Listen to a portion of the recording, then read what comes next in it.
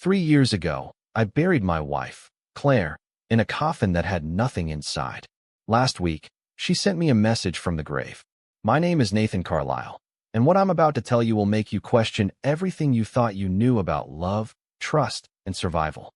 I'm 47, and until that Tuesday afternoon, I believed my story had already ended. Alone, broke, haunted by the ghost of the only woman I ever loved. The package arrived at 4:23 p.m. I know the time because I was microwaving the same frozen dinner I'd eaten for months. Overcooked Salisbury steak that tasted like cardboard soaked in brown paint. The knock on my apartment door was sharp. 3 quick raps that echoed in my tiny living room. Nobody came to see me anymore. My son, Oliver, called out of obligation once a week. My daughter, Emily, texted when she remembered. Beyond that, the world had stopped visiting. The delivery man was halfway down the stairs when I opened the door. No signature required. Just a brown box lying there like it had been sent to destroy my world. No return address. My name scribbled in block letters that seemed designed to be untraceable. I should have thrown it away, should have called the cops. But when you've lost everything that matters, caution feels pointless. Inside were 3 items that made me sink to my knees next to the humming fridge and leaky sink. The first was a wedding ring. Not just any ring, Claire's. The one I had identified on what remained of her after the fire 3 years ago.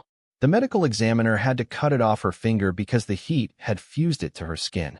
I held it under the fluorescent kitchen light, my hands shaking so violently I could barely read the inscription. Forever starts at that stoplight. Nobody knew about it except Claire and me.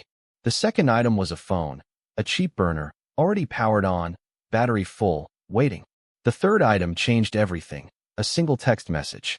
I read it and forgot how to breathe. I faked my death. They were going to kill you. The $6 million insurance money you received? I invested it. It's now $40 million. Meet me at our old cabin. Come alone. Trust no one, especially Vanessa. Vanessa, Claire's sister, had been coming every Thursday since the funeral, bringing groceries I didn't need, staying too long, asking too many questions about the insurance. She'd moved back to town after Claire died, claiming family, crying on my shoulder. Your sister needs you. You need family. But this message used something only Claire would know. Her grandmother's maiden name. The one we had used as a password for everything because she said, nobody ever remembers the women who came before. I read the text 17 times, sitting on the kitchen floor as the Salisbury steak burned again in the microwave. Each time, I noticed something new. The reference to the insurance money, the cabin, the warning about Vanessa. 3 years ago, the fire started at 2 a.m. while I was in Detroit, finalizing a deal for my auto parts stores. Detective Hayes called at 2:47 a.m. Mr. Carlisle, there's been a fire at your residence. We found your wife in the bedroom. The electrical fire likely came from old wiring. We identified her through dental records and the ring. My business had been failing for 2 years. The fire destroyed our home, but the insurance money kept me afloat. $6 million. Enough to pay debts and rent a tiny apartment above a Chinese restaurant, where the smell of General Tao's chicken had soaked into my life. Now, 3 years later, Claire was texting me from the dead. She'd turned my grief into $40 million, warned me about Vanessa, and asked me to meet her at a hidden cabin. I knew one thing. I had to go. I had nothing left to lose.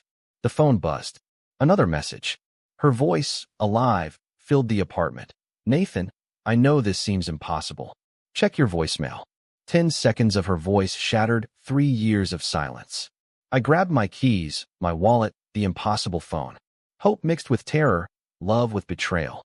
I had to reach that cabin before whoever had tried to kill Claire the first time could finish the job.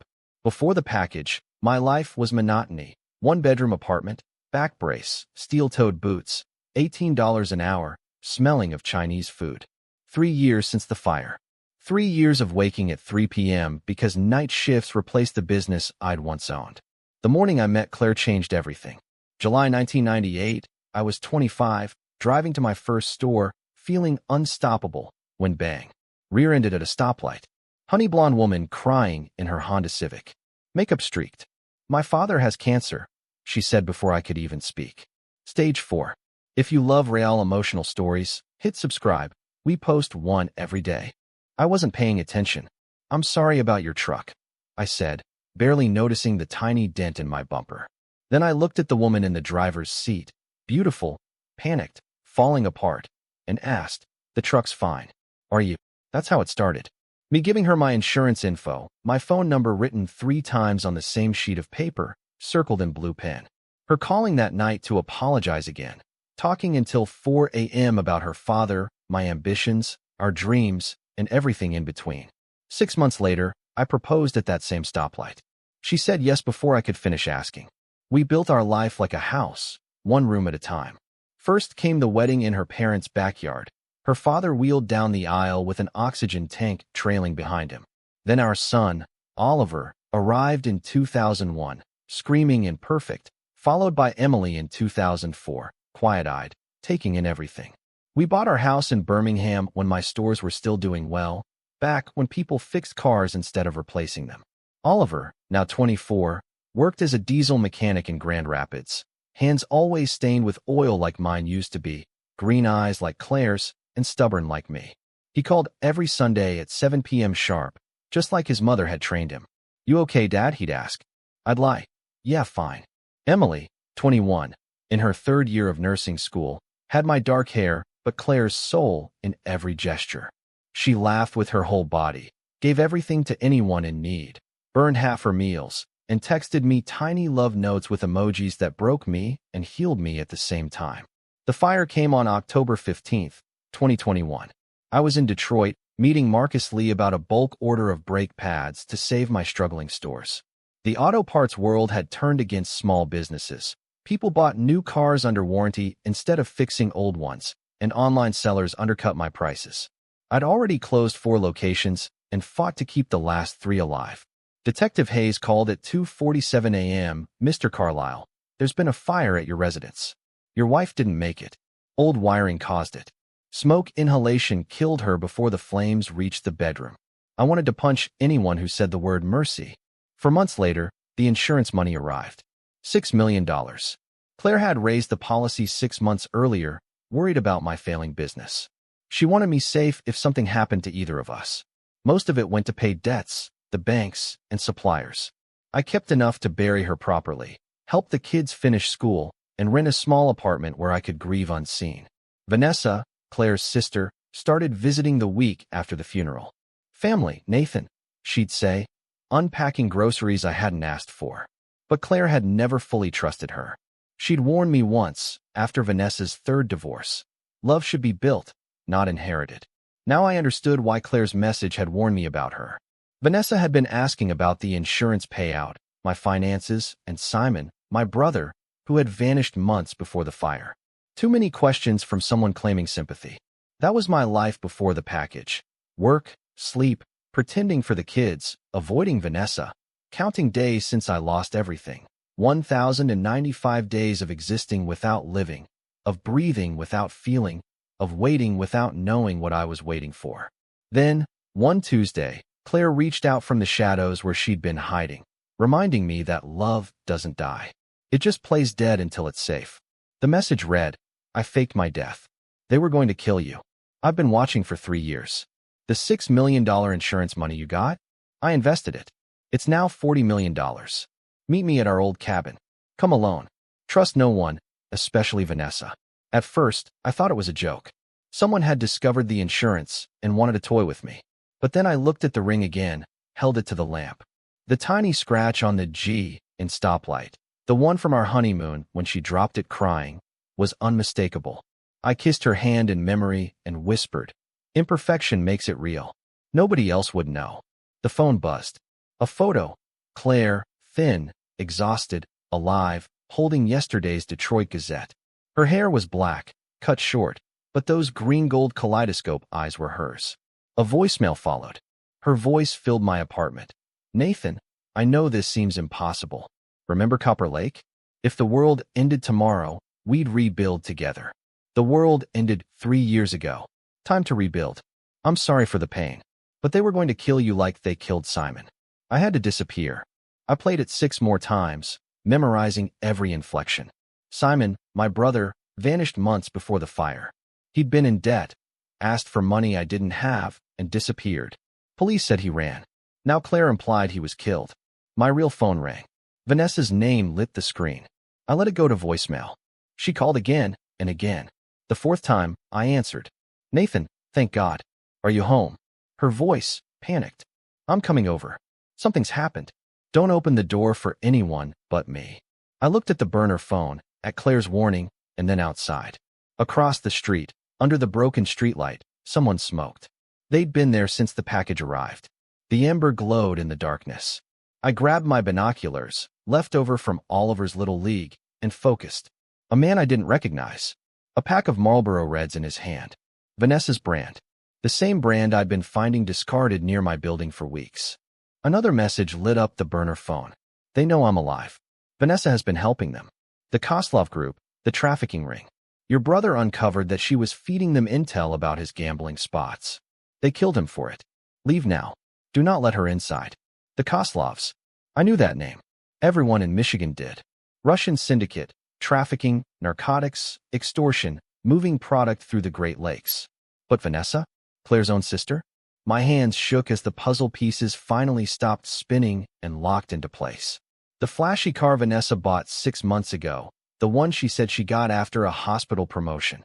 Her sudden obsession with my finances after the fire. The way she kept offering to handle my paperwork when I could barely get out of bed. Footsteps echoed on the stairwell. Heavy, not her quick, chirpy stride. She wasn't coming alone. I shoved the burner into my pocket, grabbed my wallet and keys, and hustled to the bedroom. The window opened onto the fire escape. I tested it once when I moved in, thinking just in case. Well, this qualified. Knocking started as I unlocked the window. Nathan, it's me. Vanessa called, syrupy sweet and unnaturally calm. Open up. I brought someone who can help. I swung onto the fire escape, metal groaning under me. 3 years of drowning in grief had slowed me down, but adrenaline makes a man young again. I climbed down as quietly as I could. The knocking became pounding. Nathan, we know you're in there. A man barked, Russian accent thick as smoke. I hit the alley floor running. My truck was 20 feet away. Glass shattered above me. They were inside. I sprinted, keys already out. Old habits. Truck started on the first turn. I gunned it out of the alley as 2 silhouettes burst onto the fire escape behind me. The burner buzzed again. Good. Drive to the old Kroger off 8 Mile. Back lot. Blue Honda. Keys under passenger seat. Switch cars. They tagged yours. My dead wife, my not dead wife, had thought all of this through, which meant she'd known this day would eventually come. The day the Koslovs realized she hadn't burned in that bedroom. The day they'd come for me. I drove toward 8 Mile, checking every mirror, every pair of headlights. My brain spun with questions I didn't have time to unravel. How had Claire staged her death? How had she accessed the insurance payout? How deep was Vanessa in with these murderers? And what did Claire know that was so explosive she had to vanish? The cabin was 6 hours north. 6 hours to figure out whether I was driving into safety or into a grave. One thing was clear. Nathan Carlisle, the widower who disappeared into his grief, no longer existed. The blue Honda sat exactly where Claire promised, behind the abandoned Kroger where we used to grocery shop while counting coins between paychecks. I parked beside it, scanning the cracked lot, the weeds poking through asphalt. No movement. A keyring waited under the Honda's passenger seat, wrapped in a note. They're tracking your truck and your phone. Leave both. New phone in the glove box. Cash too. Drive casual. Just a man heading north. I sat there for half a minute, engine idling. Behind me was my apartment, probably swarming with Russians by now. Behind me was Vanessa, who had apparently been sharpening a dagger behind her smile for 3 years. Behind me was a life built on the belief that Claire was gone. Ahead was a 6-hour drive to a cabin that might be burned to the ground, or the place where I'd finally see my wife alive again. I switched cars. Inside the glove box, another phone, $2,000 in cash, and a second note. Stop at Dusty's Bait and Tackle in Gring. He has something for you. Trust him. He never believed I died. Dusty McCann, my oldest friend. The kind of man who'd loan you a shovel and never ask why you needed it. If he'd known Claire was alive while I drowned every night for 3 years, I wasn't sure whether I wanted to shake his hand or break his jaw. I merged onto I-75, locking into the speed limit, watching every car like it might lunge at me. The new phone rang near Flint. Unknown number. Only one person could have it. I answered. Don't talk, just listen. Claire's voice. Tight. Breathless. Vanessa reported you missing.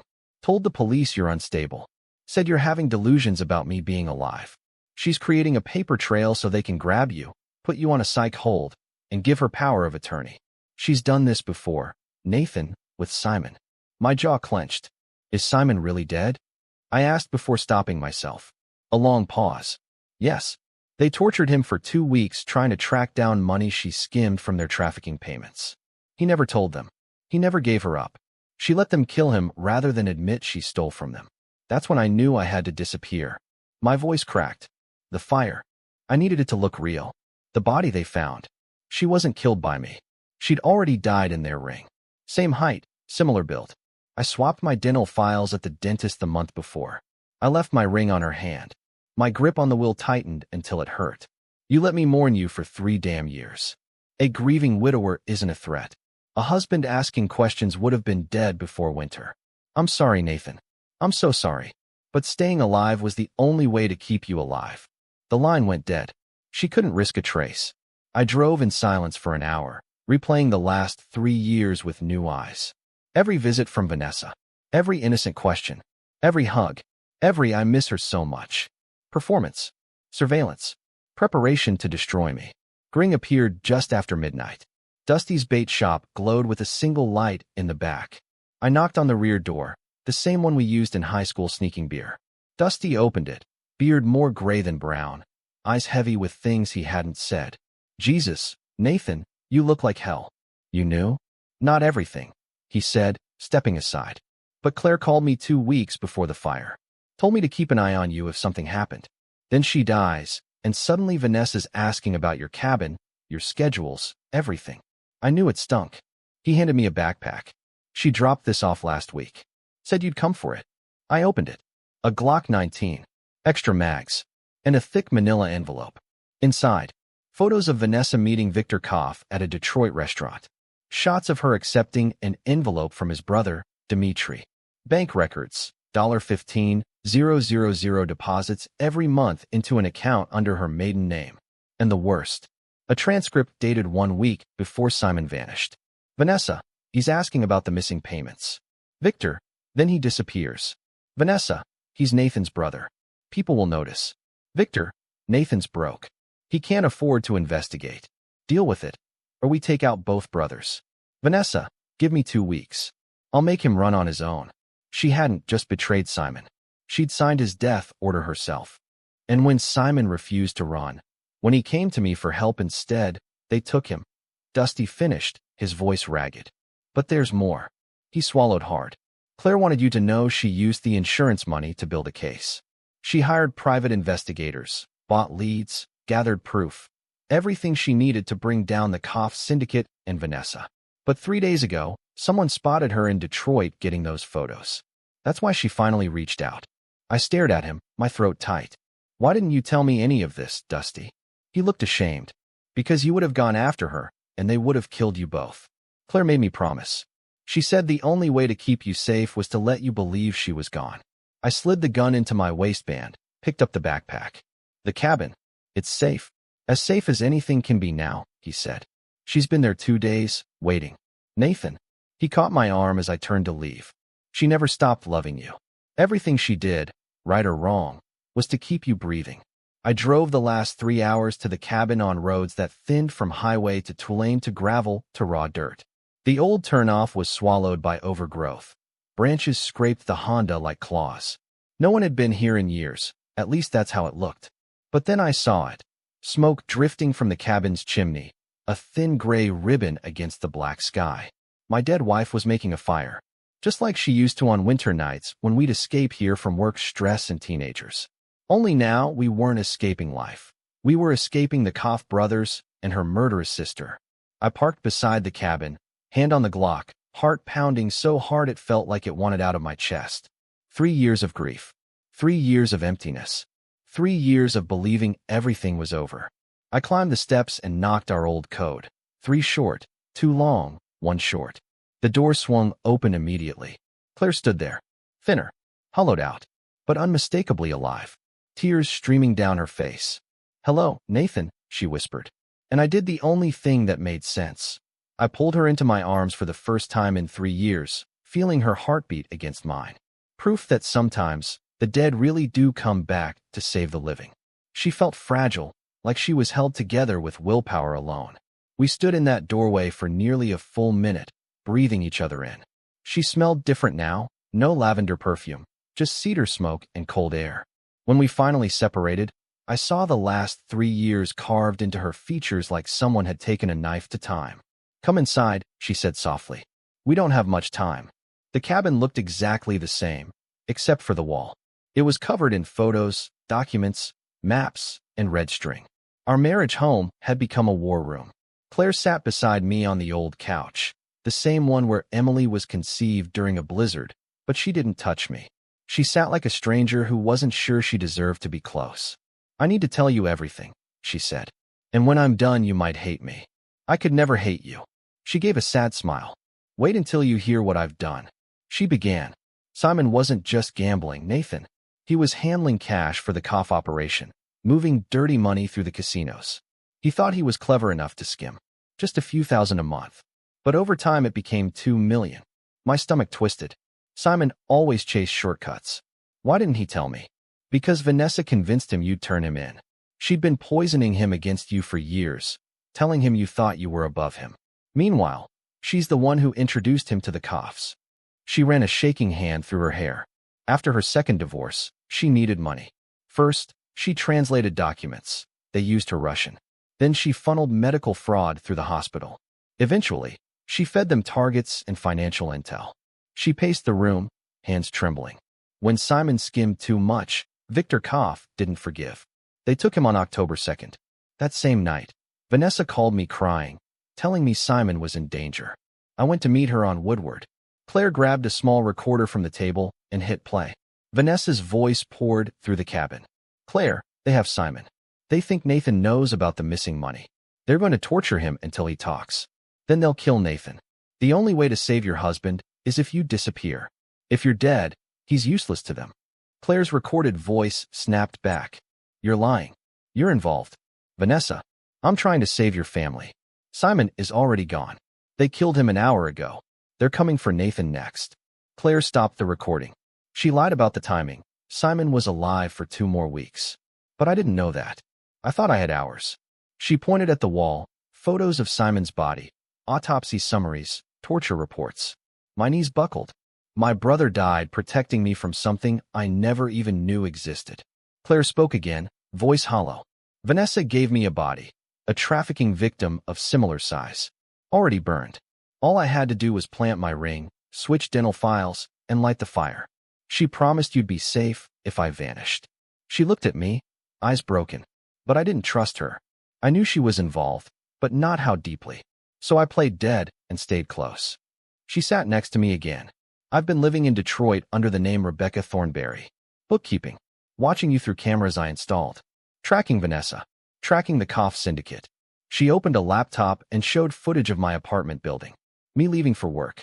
Vanessa arriving long before she called me. A man in a dark coat smoking under the streetlight. 3 days ago, Claire whispered, one of their enforcers recognized me while I was photographing Vanessa meeting with Victor. That's when I knew time was up. I rubbed my eyes. "And the money? The 40 million. You never changed the passwords. You were drowning in grief. I invested the entire insurance payout. Crypto, tech, options, some legal, some less so. I grew 6 million to 40 because we'd needed to disappear." She opened another laptop, offshore accounts in 6 countries. "But that's not the worst part," she said, voice tightening. She clicked a file. The screen filled with hospital transfer orders. Children. Kids who weren't patients at all. "The Koff syndicate isn't just trafficking drugs or adults," she whispered. "They're selling children, Nathan. Kids as young as 8. Vanessa has been helping them move these kids through the hospital. Fake psychiatric transfers." She showed photos, ones that made my stomach lurch. I rushed to the bathroom and threw up until there was nothing left. When I returned shaking, Claire was crying. "I could have taken the money and run," she said. "I could have started over alone and brought you later. But once I realized what they were doing to those children, I couldn't abandon it. I had to stay. I had to build a case." "Why not go to the FBI?" "Because Vanessa would flip," she said. She'd trade every one of us for immunity. She looked at me with eyes that held 3 years of hell, and I wasn't going to let her walk away. She'd have walked free after orchestrating Simon's death, after aiding child trafficking, after destroying everything we'd built. I needed more than revenge. I needed her confession. Claire pulled out her phone, tapped record on a voice memo, and dialed. The speaker filled the cabin with Vanessa's startled voice. "You're alive," Vanessa said. "Hello, sister," Claire replied evenly. "Where's Nathan? What have you done?" "He's safe. No thanks to you. I know everything, Vanessa. About Simon, the Koff syndicate, the children." A pause. "You don't understand. They would have killed me too, So you handed my brother over. You enabled trafficking. You're responsible. I had no choice. I was surviving. The Koffs paid more than I'd ever see at the hospital. You were living a perfect life while I—" "Spare me," Claire interrupted, calm but cold. "You faked your own death. Let Nathan grieve for 3 years. You're no saint, Vanessa." "No, I'm not. But I'm not you either. By morning, the FBI will have everything. Documents, recordings, photos, including this confession." "I'm lying," Vanessa hissed. "Check the news. At dawn, the Koff's operation collapses. You have hours to run." Claire's expression didn't change. "You're my sister. She's dead now. She died the day you murdered Simon. Goodbye, Vanessa." Click. Silence fell over the cabin, broken only by the crackle of the fire. I looked at my wife, this stranger who had lived a life I never imagined. "The FBI?" I asked. "Agent Hayes," Claire said, voice tight. "The same man who called you about the fire. He's been building this case with me for 2 years. Tomorrow morning, 17 raids across 3 states. The Koff syndicate ends at dawn." I walked to the window, staring into the black woods. "You let me think you were dead." "Yes. I let you grieve. Let the children grieve. You manipulated millions while I lived in a dingy apartment smelling like takeout." "Yes. I've been watching you for 3 years. Seeing your pain. Staying hidden." I turned to her. She had saved me by destroying our lives, fought monsters by becoming one herself, loved me enough to let me hate her. "Show me the rest," I said. "Show me who they really were." She pulled up a video on her laptop, and I collapsed to the floor, knees cracking against the pine boards. 6 months before the fire, Simon sat in a dim basement, face bruised, one eye swollen, talking fast, terrified. "Nathan doesn't know anything," he said. "I kept him out of this. I swear." Victor Koff's voice echoed behind the camera. "Then why steal from us? Vanessa said you were moving operations overseas. Said no one would notice 2 million missing. She gave me the accounts, the codes. It was her plan." Vanessa's voice was clear. "She's lying. I've been skimming for years. Check her accounts. Check hospital files. She sold patient info, people without families. That's how she picked children to move." The video cut. Claire helped me to my feet. "He protected me with his life. Simon loved you more than you knew. Vanessa twisted him, but in the end, he sacrificed himself rather than betray you." We sank onto the couch, the weight of 3 years pressing down. "What happens now?" I asked. Agent Hayes arrives at sunrise with new identities. Nathan and Claire Brennan, couple from Milwaukee, medical supplies. We moved to Tofino, British Columbia. The house is ready. Bank accounts established. The kids know we're in witness protection. They'll visit under aliases. "You thought of everything. I had 3 years." She took my hand, cold but familiar. "I stole 3 years of our lives. Let you suffer. Let the children think I was dead. But if I hadn't, we'd both be dead. And the 40 million? Half goes to a trust for trafficking survivors. Anonymous, untraceable. The rest is ours, earned with blood and grief." I thought of the empty nights, the silent dinners, Oliver hardening, Emily growing up without her mother. "They'll never forgive you," I said. "They'll have me alive. That's all that matters." We spent the night reviewing evidence. 17 children rescued from a Toledo warehouse. 23 women freed from a shipping container bound for Europe. Simon's stolen 2 million? Payment for a shipment of kids that never arrived. He destroyed the info before they killed him. By dawn, Agent Hayes arrived, tall, calm, with kind eyes. "Mr. Carlyle, Mrs. Carlyle, raids are complete. 43 arrests, including Victor and Dmitry Koff. Vanessa was caught crossing into Canada at 4 a.m. Life without parole if we're lucky," Claire said. "He handed us passports, licenses, credit cards. Escort leaves in an hour. The children receive contact instructions in 2 weeks. No retaliation? I asked. Your wife mapped the entire organization. Every branch hit simultaneously across 6 countries. By tonight, the Koff empire will be gone. We packed what little we needed. The cabin would be erased. I asked the question I'd been holding. Would you do it all again? She paused. Would you rather be dead? No. Then yes. I'd do it all again. Love isn't just being together, it's surviving apart. Becoming someone terrible to fight something worse. 6 months later, I write this from Tofino, where mountains meet the sea. I work at the marina, teaching fishing. Claire makes pottery, sells it at the market. Names changed. Love unchanged, scarred but alive. Oliver visited last week, anger flickering in his eyes, but he hugged her. Emily comes next month, grateful just to have her mother back, even if she's now Rebecca Brennan in every morning's paperwork. Claire burns the pancakes. I laugh. We laugh. Ghosts linger, but life continues. Simon died protecting us. Vanessa rots in prison. 3 lost years reclaimed. 40 million transformed into hope. It doesn't erase the past, but maybe it balances the scales just enough. Last night, Claire asked me if I had truly forgiven her. I paused. I don't know if forgiveness is the right word. I said, but I understand. I'm grateful. And I love you. Even after everything. Especially after everything. You burned our life to keep it alive. You risked everything to keep me breathing. You became someone I barely recognized to fight enemies I didn't even know existed. How could I not love someone who loved me that much? Then she cried. Real tears, flowing for the first time since I found her at the cabin. 3 years of grief finally spilling free. Some things that burn aren't destroyed. They transform. We're not the Nathan and Claire who met at that stoplight over 2 decades ago. We're not the same people who waved goodbye before my trip to Detroit. We are something else entirely, shaped by fire, grief, and impossible choices. Every day, strangers ask if we're new to town. We say yes. Just moved from Milwaukee. Made our money in medical supplies. Looking for quiet. It's true in part, but it's also a carefully wrapped lie. Wrapped in truth. Wrapped in love. And somehow that's enough. Vanessa writes from prison sometimes. We don't open her letters. The Koff syndicate is in pieces. Their victims are slowly finding safety. Detective Hayes sends updates, little confirmations that our sacrifices meant something. Simon, we scattered his ashes at Copper Lake last month. Claire and I stood in the water, the same lake where we had once imagined a future before the world broke. Thank you, little brother. I whispered to the wind. You were the good one in the end. That's my story. A man who buried his wife only to discover she'd been watching over him from the shadows. A woman who faked her own death to protect him. A sister who chose money over family. A brother who chose blood over life. $40 million grown from $6 million in insurance money. Money born from tragedy, deception, and sacrifice. Sometimes love looks like letting go. Sometimes protection takes the form of pain.